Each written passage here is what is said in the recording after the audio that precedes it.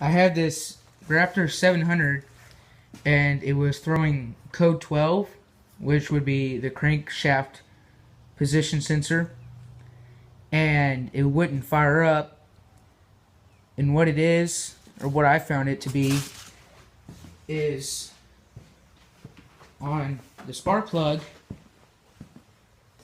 In the spark plug connector, it wouldn't have spark after it throw the code 12, but it would have spark before it had through the code 12.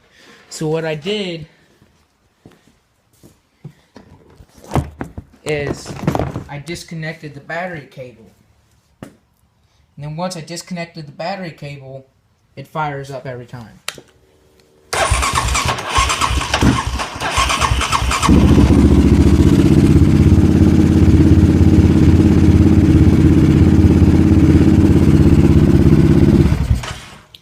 She don't want to fire up right now.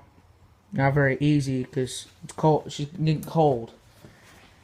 But that's what my issue was. I don't know if it'll be your guys' issue or not, but